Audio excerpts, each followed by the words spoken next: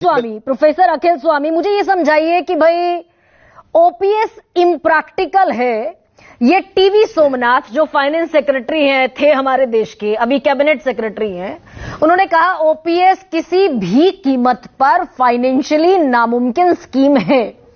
अब यूपीएस में मेरी समझ में ये आ रहा है कि भाई 6,280 करोड़ का फाइनेंशियली एक एनुअली बजट है ये, और सरकार ने अपना अंशदान बढ़ाकर 14% से कर दिया 18.5%, जिसमें नाम मात्र को गुंजाइश नहीं थी। टीवी सोमनाथन कह रहे थे, मुख्य आर्थिक सलाहकार कह रहे थे, आरबीआई कह रहे थे, आरबीआई कह रहा था, देश का सबसे बड़ा बैंक, कि सरकार का कंट्रीब्यूशन तो और कम होना चाहिए बढ़ने के बजाय, नहीं तो दिवालिया हो जाएगा देश। तो ये जो 18% कर दिया, 18.5%, ये इलेक्टोरली एक निर्णय है, ये एक इंटेलिजेंट निर्णय है, ये है क्या प्रोफेसर अखिल स्वामी? देखिए गरिमा जी, मुझे ये लगता है कि पिछले 10 साल का सबसे बड़ा जुमला है ये यूपीएस, और ये इतना बड़ा धोखा है। अभी शायद खड़गे उनको अभी पता नहीं है, उनको अच्छी राय नहीं मिली है। कल सुबह तक जब कर्मचारी यूनियंस को ये बात समझ में आएगी, इससे बड़ा जुमला आज तक नहीं है, सबसे बड़ा जुमला है ये। इसलिए क्योंकि अगर आज मेरी तनख्वाह 1 लाख रुपए है और उसका 10% मैं अपना कंट्रीब्यूशन देता हूं यूपीएस में, और 25 साल के बाद मुझे 10% पर मंथ देता हूं, और 25 साल के बाद मुझे एक सबसे बड़ी चीज फाइनेंस की होती है, पावर ऑफ कंपाउंडिंग। पहले की ओल्ड पेंशन स्कीम थी जिसमें 10% का कंट्रीब्यूशन कर्मचारी को नहीं देना पड़ता था।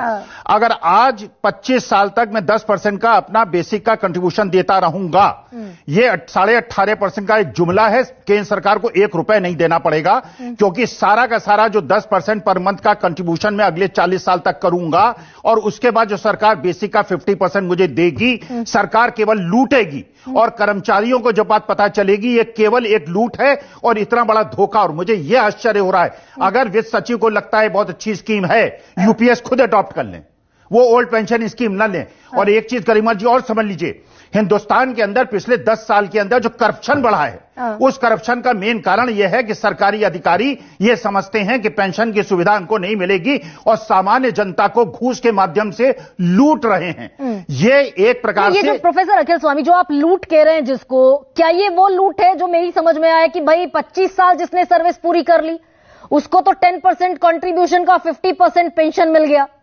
जिसने 25 साल से कम और 10 साल से ज्यादा सर्विस की वो 10% कंट्रीब्यूशन तो देगा लेकिन मिलेगा मात्र 10,000। यही कंसर्न है क्या? गरिमा जी एक और चीज समझ लीजिए, हाँ। ये तो भगवान की कृपा है कि ये सरकार कुछ दिन की है और ये चली जाएगी।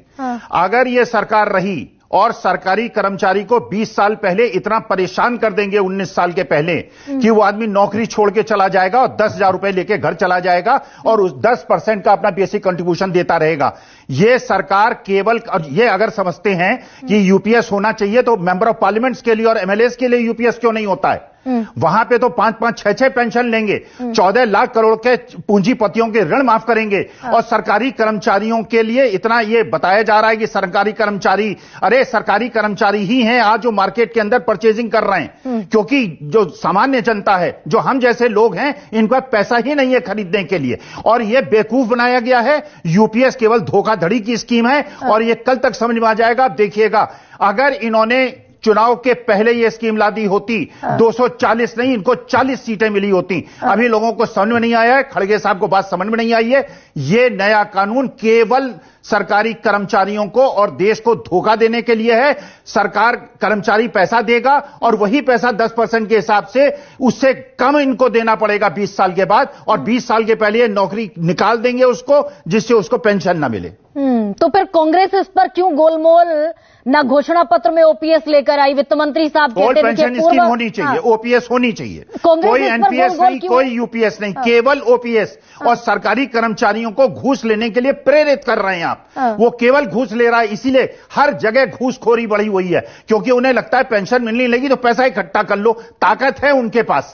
अरे उनको अगर आप एक एश्योरेंस देते हैं एक ईमानदार कर्मचारी को कि तुम्हें नौकरी के बाद पेंशन मिलेगी, वो बेईमानी शायद कम करे अगर उसे पता चलेगा कि उसको नहीं। और ये शेयर मार्केट उन्होंने बढ़ाया है, लेकिन प्रोफेसर न्यू पेंशन स्कीम में इन्होंने शेयर मार्केट को बढ़ाया है और एनपीएस को बंद करके, क्योंकि अप्रैल से इसलिए लागू कर रहे हैं तब तक सरकार चली जाएगी और जिस दिन एनपीएस खत्म होगा उस दिन मार्केट 40% क्रैश करेगा और तब कहेंगे देखिए हमारी सरकार चली गई इसलिए शेयर मार्केट क्रैश कर गया।